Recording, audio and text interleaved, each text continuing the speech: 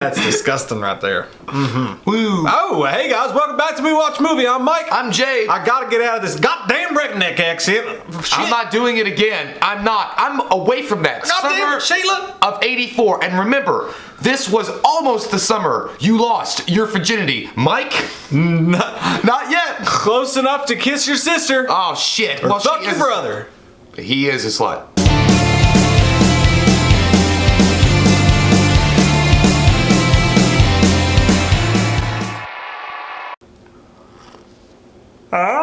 This one's on VOD right now. You guys can watch it on VOD. VOD. That one find him. Kneel before VOD. That should be their slogan right there. Kneel before VOD. But it's on VOD right now. You can order it from your television set, sitting on your couch. Can't believe it. Technology's great if you know what you're doing with it. Fucking sucking duck.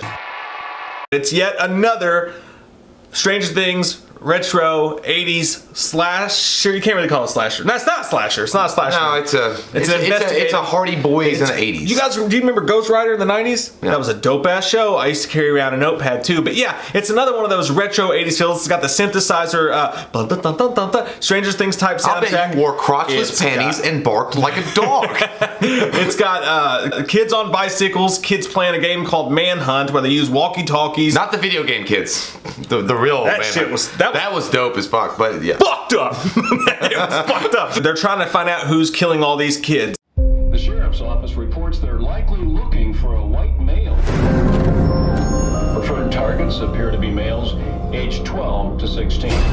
They investigate it and bad shit happens. We'll leave it at that. There is some spoilers because we have to talk about the end of the movie. Those aren't going to be until the very end of the video. We'll give you plenty of warning.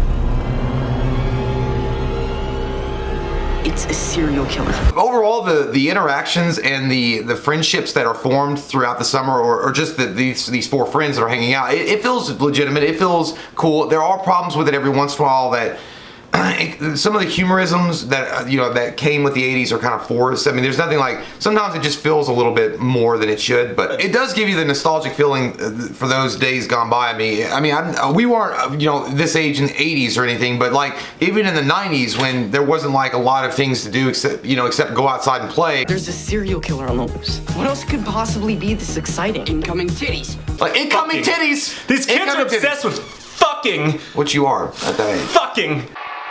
And I like the tagline that, I don't know why, but my mind kind of went to the Michael Myers thing. Like in every, suburbs are where the weird and crazy shit happen. And that's fucking true no matter what. That's blood.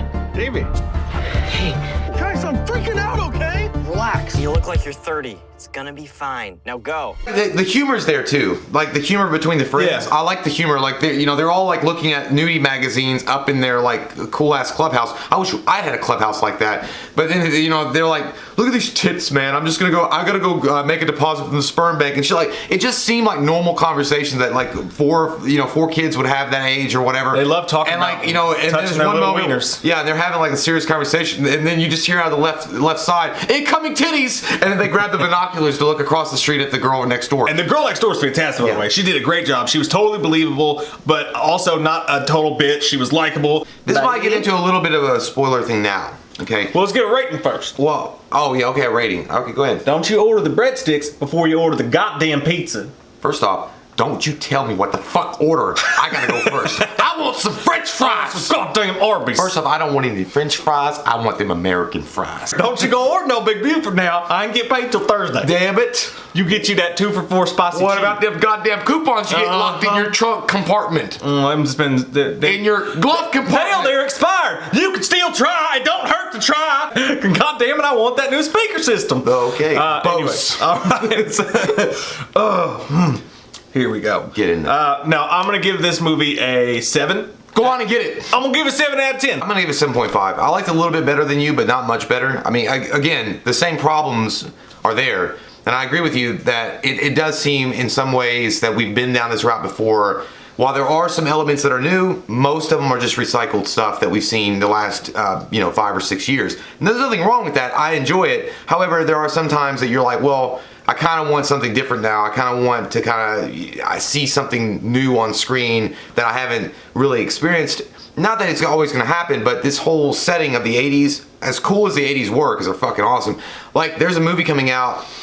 It's not a horror movie or anything, but I mean, I think it's called The Mid-90s.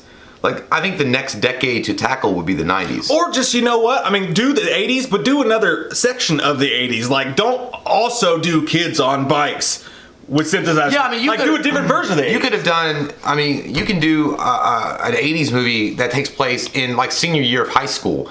Or, I mean, I know this could technically be considered that, Yeah. or you can do college, or you can just do a guy working in the 80s. I don't know. Whatever. But yeah, 7.5, 7.0, it's still a solid movie. Still check it out. If you like the Stranger Things and you like the It movie, if you like those kind of films overall, go check it out and see what you, I mean, you're gonna like it. And it's a good mystery movie too. And you know, Mystery Team is actually a funny movie with Donald Glover, and it's not horror at all, but it's funny as shit. Like, I recommend that. But you know what it's like though? It's like when Marvel releases their 17th movie announcement about a sub character. Like at first you're like, Captain Marvel, holy fuck, or you're like the Avengers, holy fuck, and then by the time they get to Necro Man, you're like, you feel like you're. I've been waiting all year for it. You feel like you're supposed to be like overhyped, but deep down you're not. But you're so used to reacting that way. Okay. Like when the synthesizer music pops on in this, the insides may want to go, that's fucking rad. But then I'm like, you've seen it 10 times. It is cool though. I mean, I think synth music will never not be cool. Just like the keyboard that used to hold it like this, like a guitar. The keytar. I'm bringing it back. You're guitarded. Guitarded. You are. Jimmy's You people. I am. Jimmy's Lobster Shack.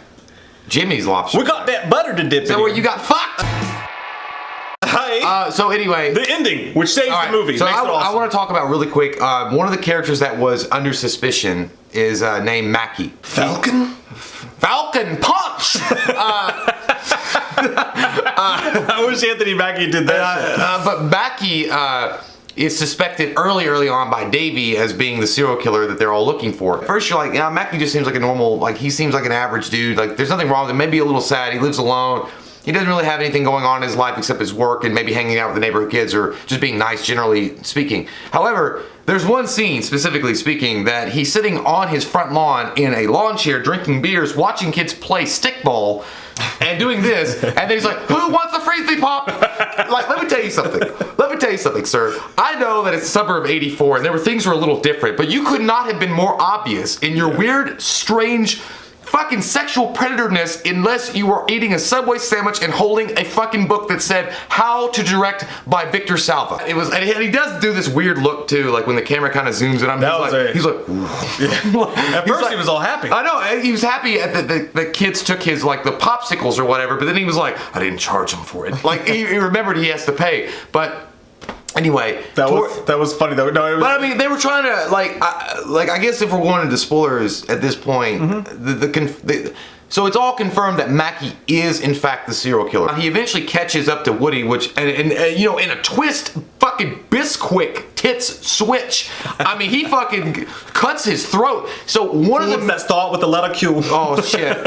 She's been studying on Jeopardy. But he cuts the kid's throat, and it shocks you because you're like, I was not expecting one of the crew to die. Like one of the main crews, and I'm like, damn. Because I kept thinking, it was like the end of My Girl. I was like, he can come back. Yeah. He's okay. And I felt like, I don't know, all of a sudden, fucking popped in my head, like that Glenn Frey song from Ghostbusters 2, like, all around this city. Like that Flip City song came. I was like, they flipped it. They flipped their shit. And, you know, it really threw me for a loop there, Fruit Loops. And I'm like, I didn't see that coming. And then Davey comes out of the woods and he sees the body of his friend, and then Mackey jumps on him and like does this whole like, you stole everything, like he does this whole like monologue. By the way, I know I'm kind of joking about it, but it was well done. I mean, they had the red light, like the tail lights of the police car in this one scene. They're both head to head, and then Mackey says something really fucking scary. He was like, you know, spit's going in his mouth. Yeah, basically we made out. He's like saying, he's like, you know, death is too good for you because you stole everything from me. So what I'm going to have you do is live. And then you never know when I'm coming around the corner. Always over the back, you know, your shoulder, you're going to be looking. And then one day you'll be right and I'll be there. So basically what he's doing is he's telling your dad, it's basically your dad after you break curfew. You never know when I'm coming. So I will beat your ass when you break curfew. Like, fucking dad shit. Go have another Budweiser. Why would you love me? That's the best part. But it was fucking scary. Yeah. And that guy that played Mackey, man, at that part, Man, he owned the shit out of that. Yeah. That whole serial killer thing. First off, the guy who played Mackey does look like Fat Fish's big boy that's grown up. Fish's big boy? You know the little fat statue that's like, oh, sandwiches. And he looks like he's grown up. That's kind of just, he's not that fat even. It's just the way his face works. He's like, what fucking sandwiches? Guard him out, big boy. But yeah, so that scene it changed everything because it had the balls.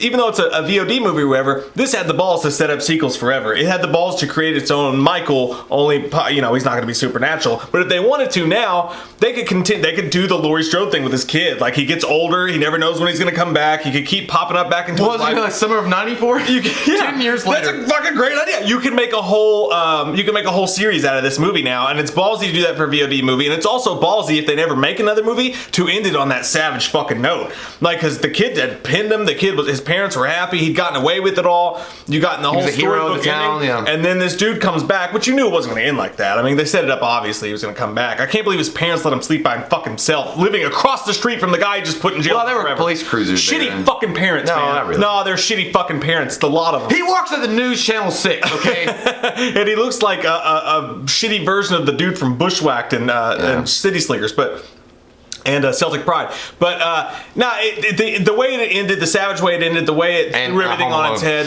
What'd you say? There's whole fucking filmography. Merv. Yeah, it's supposed to say Merv. Suck brick, kid! Merv. That's saying Merv. That made the whole movie. By the way, I want to point out, though, that when the kids, like... I'm getting Crossfire, CNN. So Wolf Blitzer is gay. Well, incoming news. No, that's... Anyway, it could be somebody else. I don't know. He's happy. So what the thing happened though is at the end when Davies, he's like I said, he's the hero and stuff. This all twists and turns on its head, and then he gets rescued. I mean, by the way, Mackey he cuts the fucking kid's Achilles. And you see, every time I see it, I get scared. Thanks, Hostel. Now they're all doing it every fucking time. They just did it in Puppet Master. You see him dragging his fucking foot. Anyway, he gets rescued, and that's you're kind of thinking at the end of the movie the way that it pulls out. This kid's probably going to be in a psych ward for a little while. And I actually thought he was when his parents are when he's being talked to and he's crying or whatever, and then he's rocking back and forth. At one scene, I thought he was going to end it there, and he was going to be in like a psych ward trying to deal with what he's, the emotional trauma, and maybe going into the witness protection program. But no, I do also want to point out, if you'll notice, on the shelves when he's crying, there's games. It's sorry, and I wonder if that was kind of a nod to like, hey, I'm sorry. I shouldn't have got you guys into this, and I'm sorry. Because he loses his friends too. But then I also looked, and that might have just been my own imagination, because I also saw above that was Monopoly. It's a game of skill and chance. But so this movie's a tale of capitalism. Do not pass go. Do not collect $200. So I was maybe just reading a lot more poetically into that. High hold silver and away. Nice fucking model. Anyhow, but at the very last scene of the movie, which I thought was well done, you see the destruction of his friendships because the other two kids that weren't on the adventure with him that gave up, they're tearing down the clubhouse, and that one kid, the one with the leather jacket, he's fucking meaning it too. He's like, I hate this fucking thing, and that one kid with the glasses, like, I like him at the beginning that when he's washing his car, he's like. Yeah, well, those kids, but his friends, his two other best friends, they see him riding by on his bicycle. They're done with him. Like you cost our other friends his life. Basically. Yeah, that was a dark undertone. And I liked it, and I liked that. And also, by the way, we didn't mention this throughout the film. There is like a lot of darker things going on. Like the kid, the leather jacket, Tommy, I think his name is. He's dealing with a lot of problems anyway because his parents are getting divorced. And he wore this shirt though. Yeah. He did. He wore Bad Religion. He's not into. He cut the sleeves off. He's into Bad Religion. I didn't want to ruin this one. But anyhow, so there's a lot of parents getting divorced, and he's a kid trying to deal with that. There was like things like that going on too. But yeah, you see, and I always felt like what the summer of '84 maybe is representing too at the very end of the film is the loss of innocence. At this point, he's grown up. Like he's lost his friends. One of his best friends are dead now.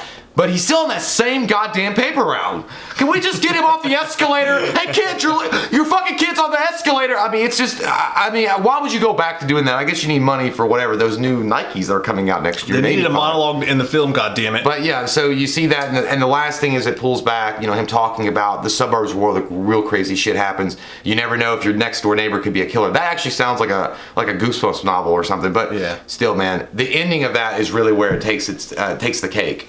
The very last probably 25 minutes of the movie. Take out the cursing and all the talking about jizzing and jerking off. Why? You could actually, this would have been a good version of a Goosebumps movie. It would have been, yeah. I mean, it could have definitely held its own. Better than fucking crazy well, shit. I like the idea that, because Goosebumps would never have allowed the partly melted face. Or right, but I mean, really, this movie didn't hinge on that stuff. It hinged on the mystery, but it would have been probably cooler that way. Yeah, probably. Also, I don't know if Goosebumps would also allow the darker themes going through it, like the divorce and like you'd have to touch up and the hot babysitter that wants to get with that kid, which, by the way, no way, luckiest fucking kid ever. Way. It wouldn't have made sense. It doesn't make sense. She should have gone to jail. He looks like what's that kid's name from Superbad? The skinny one. McLovin. No, it doesn't look like McLovin. The other one. Oh, John Cena. No. Michael Cera. There you go. She smells like soup. Miss Butterworth. She smells like soup. But yeah, anyway. Yeah, you guys gotta stop doing that in these movies, by the way. There was no chance. Well, I think no chance. I think they're just playing out like we wish that had happened. She needs to be a little uglier. But, well. That's all I'm saying. Anyhow, my ex-wife is unavailable. So, so either way, the movie itself is solid. The ending is really where I think it takes the ultimate prize for being a really unique film. And I wish they had explored that more, but whatever. We get that at the very last 20-25 minutes of the movie. And I think that ultimately is where it all leads up to, and it's worth it at the very last part. The very last bite of that cheesecake is worth every fucking caloric intake. Sets it off. Put it in. Like nacho cheese at the end of a potato stick. I don't know nothing. What you know about them potato sticks and covered in that nacho cheese? I don't know where I'm going with this. Diabetes. Comment down below with your all thoughts. We love your fucking faces. And if you're new to the channel, click that subscribe button and get some goddamn wham opinion. Goddamn! You're out of the club! Not tomorrow, not next week, now! Not you. Him. We watched a movie. Yeah. We watched a movie. We watched it. We watched a movie. Yeah. You know what? We did a review. We watched a movie. We watched a movie.